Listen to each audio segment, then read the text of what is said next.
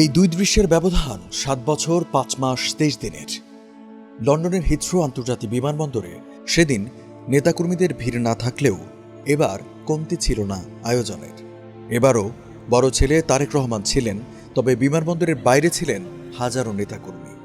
হাজার হাজার নেতাকর্মীর ভিড় ছিল ঢাকা বিমানবন্দরেও। 2024 সালের 5 আগস্ট ছাত্র জনতার গণ অভ্যুত্থানে শেখ হাসিনার সরকার পতনের পর পাল্টে যেতে থাকে রাজনীতির সব দৃশ্যপট। একে একে সব মামলা খারিজ হয়েছে খালেদা জিয়ার।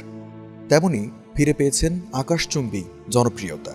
সেই সাথে ডুবতে থাকা বিএনপি পেয়েছে নতুন সূর্য, উকি দিচ্ছে ক্ষমতায় যাওয়ার নতুন সম্ভাবনা।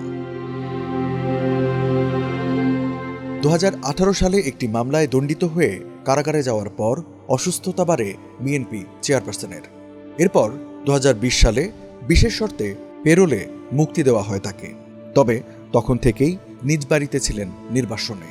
এমন পরিস্থিতিতে দল ও পরিবার এবং মেডিকেল বোর্ডের পক্ষ থেকে সরকারের কাছে তার বিদেশে চিকিৎসার অনুমতি চেয়ে আবেদন করা হয়, কিন্তু আওয়ামী সরকার সাড়া দেয়নি তাতে। ছাত্র জনতার অভ্যুত্থানে আওয়ামী লীগ ক্ষমতাচ্যুত হওয়ার পর দেশের রাজনৈতিক পট পরিবর্তনের 5 মাস বাদে সেই পথ সুগম হয়।